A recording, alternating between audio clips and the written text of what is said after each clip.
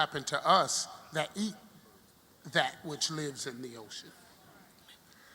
As far as the birds are concerned, we did the same thing and are doing the same thing to the air.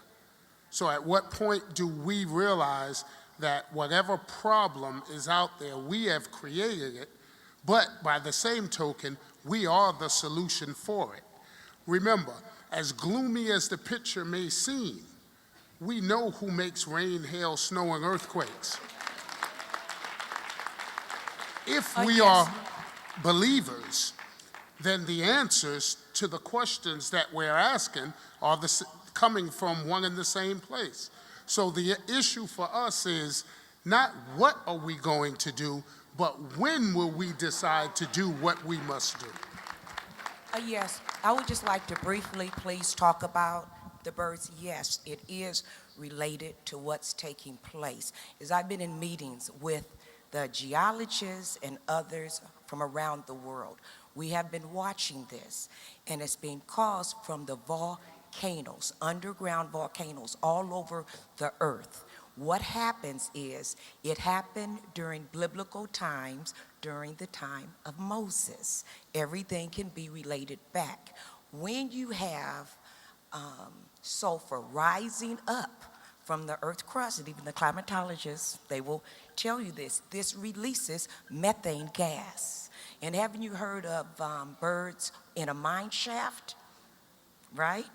The canaries. And what happens is, due to all of the volcanoes jumping off in the rings of fire, the North Atlantic plates, this is releasing methane gas. So you're finding fish dying, whales beaching all over the earth, and he could tell you about that too. So this causes a lack of oxygen in the water, so it's killing off the fish all over the world. And if you look at where these fish are dying, they're dying in places that are getting hit with earthquakes. All of the fish and birds that's been dying there along the New Madrid Fault, in the earthquake zone that we all sit on. Any day, we're getting ready to get hit. So we are now conducting trainings, which I am part of, and other trainers for the Millions More Movement and others with state, local, federal, and the military and officials to get ready for the massive quakes that's getting ready to hit us. So yes, it is related to the volcanoes. Just go online and then Google fish die off, bird and die off, and earthquakes, and you'll find what you're looking for. One thing, thank you, Sister Aurelia. One thing that I want us all as believers and followers of the Most Honorable Elijah Muhammad, under the leadership of the Most Honorable Minister Farrakhan, is that first, the Most Honorable Elijah Muhammad said, you must do for self. Do for self. And then others, right? So the first thing that we really need to do is take a look at what are we doing inside of our own homes to prepare us to survive these type of situations. You never know where you will be when a disaster strikes. That's right. You will never know. So those are the reasons that we teach on. This is why you should have a go bag. This is in your home. This is why you should store foods and learn how to can inside of your home. The Most Honorable Elijah Muhammad, has given us example, or has taught us what is going to happen. He's given us the things that we need to survive. And the main purpose of this forum is, how do we help you to survive? In the Fall of America, chapter 27, chapter 34, chapter 35, 36, and 37 deal with the divine destruction, or the judgment of Allah, the judgments of Allah, like we said before. Please go back and study those things. Clear those words that may not be as understandable to you as they were before. So I'll go into the next question. Yes, I live in Florida, and one of the major concerns in Florida is hurricanes. And there was one hurricane a few years ago. It was Hurricane Floyd, and thankfully to Allah, it did not go through our city, the city of Jacksonville, but it came close. My question is about the preparation and what to do in terms of guidance from an impending hurricane, because one thing I noticed when that hurricane approached, Interstate 10 became a parking lot. And I was thinking about all those people in their cars trying to get out. And, you know, there's only one or two ways out of Florida as far as a major interstate. So what would you advise in terms of preparation for and what to do in the event of an oncoming hurricane? What category level would you advise people leave or flee, or what category level they can stay and try to survive? Sister Alva? I would say that, and I think that my fellow panelists would agree, that we take an all-hazards approach to preparedness, meaning that we prepare for hurricane or earthquake or fire or flood or tornado, because the basic preparations are going to be the same. One of the things that the brother mentioned is, you know, what route do we take to evacuate? There's a couple of steps very briefly, and the first one that I want to talk about is just basic communication as you prepare. As we prepare, and Brother William mentioned this, hurricanes are predictable. We have plenty of advance notice, and they turn all the highways around so you can get out of town. But when we prepare, we should prepare for anything to happen at any time. And in preparing for something that could happen at any time, we will, of course, then be prepared for something that can be predicted. But the most important thing, after you get your food and water, and there are people here who will talk about that, but the most important thing for us to prepare is to sit down face to face with our family and the people that we love and talk out a plan. Work the plan out. If it's 2 o'clock on a Tuesday afternoon and sister's about to go pick up children from school, children are at school, husband may be at work, sister may be at work, your uncle that lives with you might be at a doctor's appointment, everybody's all over town, how will you reconnect with one another if your cell phones don't work? How will you reconnect with one another if your children are at school? So that as we plan, and we plan for anything that could happen, by definition, we'll already be prepared for an earthquake. And another part of the brother's question that I wanted to mention is, he asked, and I wish he were still standing up here, how do you make the decision? At what point do you decide to stay or go? Okay, part of your preparations include discussing what you are prepared for in your home, how vulnerable you feel you are as you understand the place where you live, as you understand the community around you, as you understand how prepared you are, then you can make a decision. Because one of the things that we have been taught is that a time will come when we won't be able to leave our homes. And so we have to make as many preparations as we possibly can so that we don't have to leave our homes, because if we do leave our homes, we may not be able to return.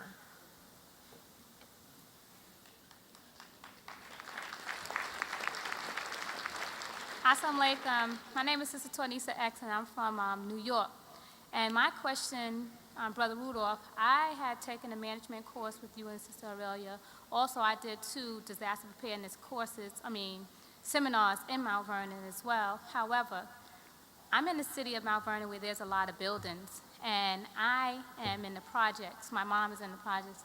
500 families. We have a lot of buildings in Mount Vernon. The elders are not all on lower level. How do we help to evacuate the sisters and brothers that live on the higher levels that are elders, who may not have the strength of their husbands, or may not have husbands at all? What do we do? So that is one of the questions that I want to know. And how do I give that information back to them? Because they are looking for me to come back to do a class. And praise be to Allah, because I took in your classes, that I was able to help them and assist them in other ways. But this is one of the main reasons that I want to, because we have a lot of buildings in my city. Well, sis, I'll say it this way. There is no substitute for training. The people must be trained, and they must be trained now. We're not going to talk ourselves through this. So classes must be scheduled so that you can begin to train them not just on the procedures or the maneuvers that they have to do, but they must be trained on how to work together in order to get it done. In Mount Vernon, which I'm very familiar with, as with any city, what we must do is from the ground up rather than the top down. We have to start formulating groups within the community. If it's 5 people in one group on one block and 5 on another, and teach them how to search and rescue, how to move people, when to move people, what needs to be done. The basics of CPR and first aid, everyone should know in order to be able to at least hold the line until other help can get there. Everyone needs to know that they should have an all-weather radio so that they can keep apprised of the weather conditions that are coming up. Everyone needs to know how to get from where they are to wherever they deem or wherever they've been told a safe ground or a safe location is in case they have to evacuate. Then you need to walk it, because just to know it without physically being able to do it is not an answer. So we must get out of the comfortability of our vehicles and put our feet back on the pavement and begin walking. How far can you walk? How far can you walk carrying stuff that you need? How long can you walk? These are the hard answered questions that we have to answer. But as soon as we get back to New York, call me and we can start the training. Yes, sir. And- Thank you. Yes, and lastly, Go ahead, Sister. What I wanted to say was that the first thing that we have to do is we have to, as the minister said, we have to begin to know each other. We have to begin to know our neighbors. We have to begin to know who in our buildings are high-risk personnel. We have to know who is the person in our building that we might have to carry out. Because what search and rescue teams do is they come to your building if you're stuck in your building, or if your building is collapsed. What they'll do is they'll assess your building to see if it's worth coming in to save you. And what they do is they do that by moderate or light. Anything above light, they won't come in. So it has to be, to them, a light rescue mission in order for them to even go in. So we have to be able to understand that we have to start thinking that there is nobody coming for us but us. We have to save each other. And until we do that,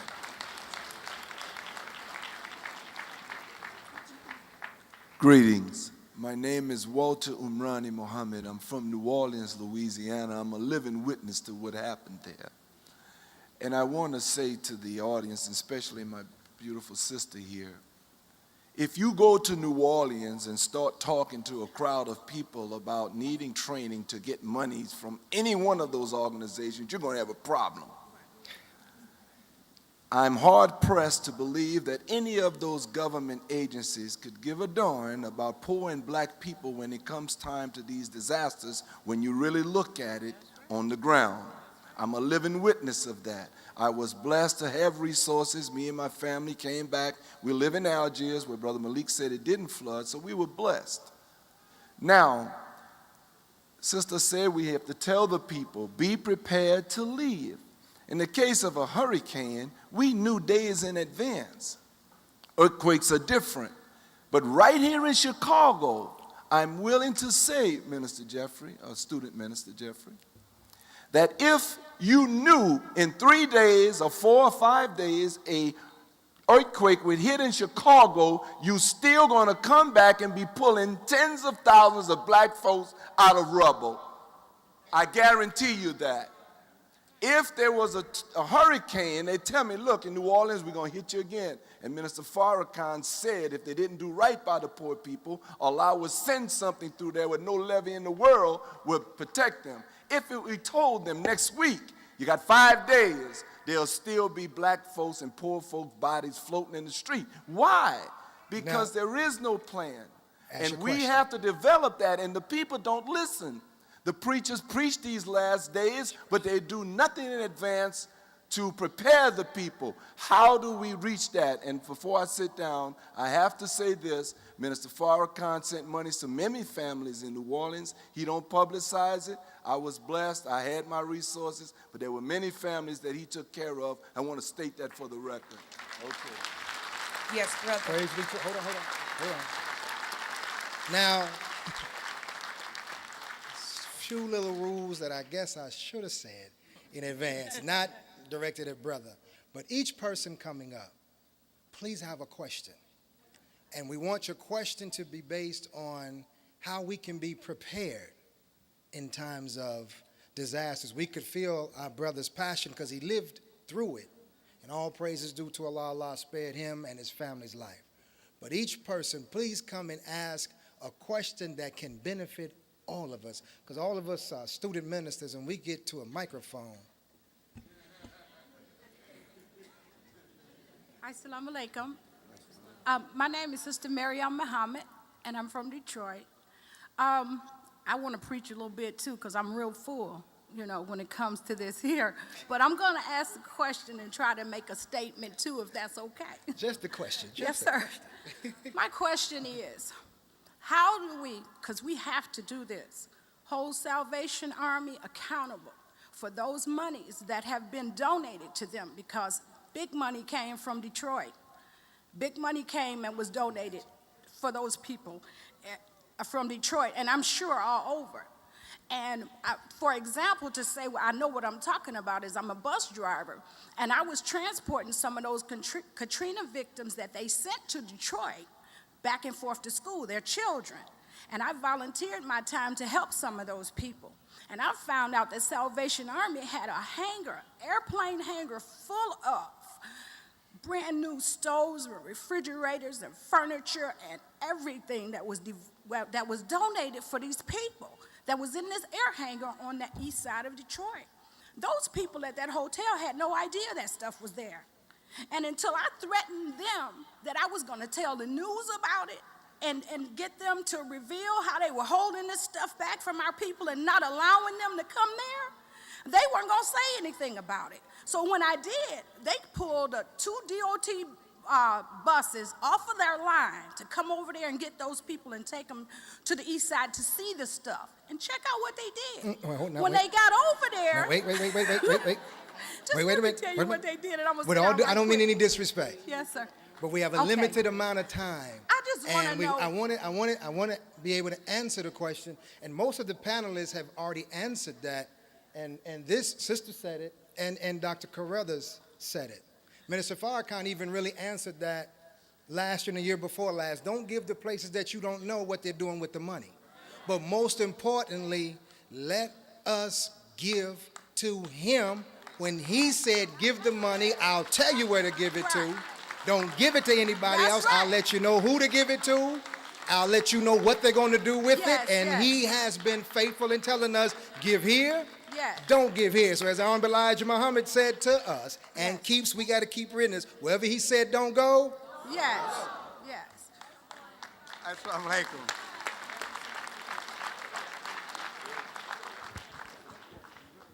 My name is Brother Harold Muhammad from New York City, and I have 2 questions. Sister mentioned that there have been 700 minor earthquakes in the Central States area. Is this directly related to the recent study of the New Madrid fault line, which bisects, in some cases, trisects the United States? Second question. Dr. Savatka mentioned that a well-built home can survive some of these severe storms. What constitutes a well-built home? And what can be done, because most of these believers in here right now can tell you, they don't live in a well-built home. What can they do proactively to make their home survivable for these direct storms?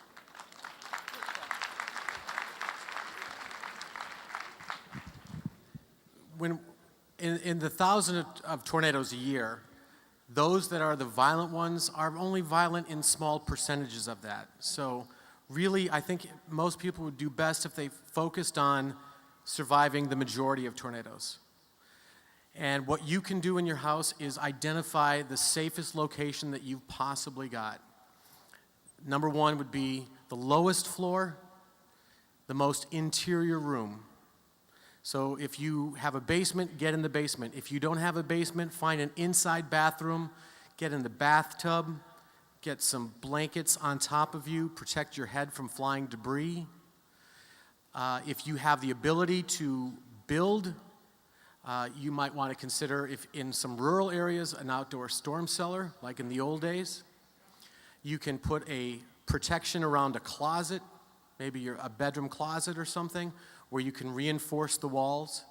In Oklahoma, for like $10,000 when they're building the house, you can build a cement room.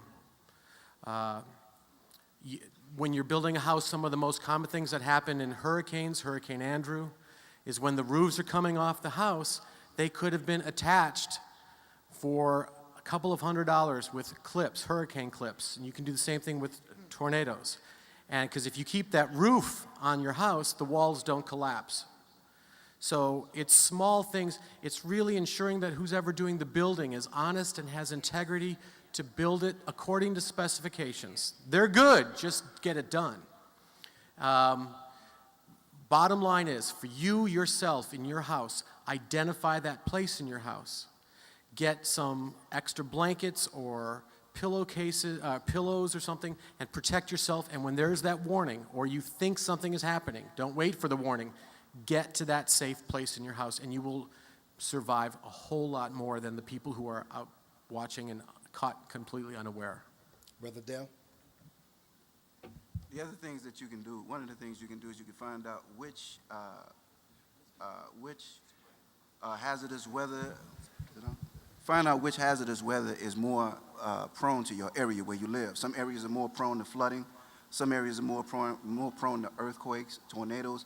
Find out. Once you're in these areas, you need to assess to see if your home has been bolted. If your home has been bolted, you should be 25% okay. But if it hasn't been bolted, then if a major earthquake or a tornado comes, your house is gone. Make sure that inside your home, if you have the funds, to make sure that your furniture is secured to the ground. Make sure that your hot water heaters are bolted to the walls. There's some things that you could get from Home Depot. But, these are things that you could do to make sure that in the event that there's a really extreme weather event that comes, whether it be a earthquake or a tornado, that those things won't shift around your house and potentially kill you. Yes, it's just briefly, the brother from in New Orleans did have a question, and it was the cost of training.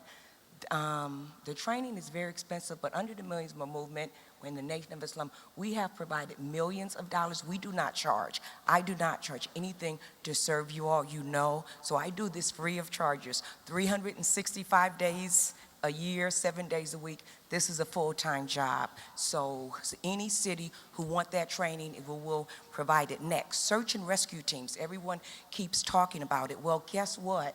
This is a heads up. Homeland Security, the U.S. military, the National Guard have already turned over search and rescue to us because we are the only organization in the United States who actually have the teams. We do have the people in place that are trained up to standard. I constantly cross-train and training others, so that we have. The next thing, if we do have any major disasters anywhere in the United States, we actually have shelters, churches, schools. They are already set up.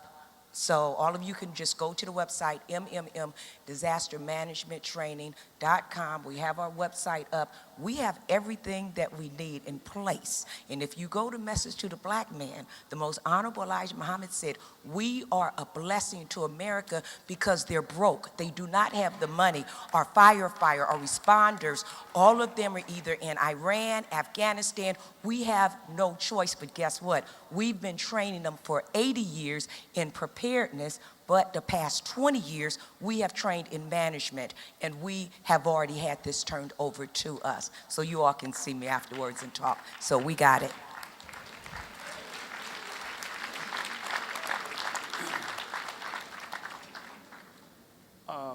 My first question is for Dr.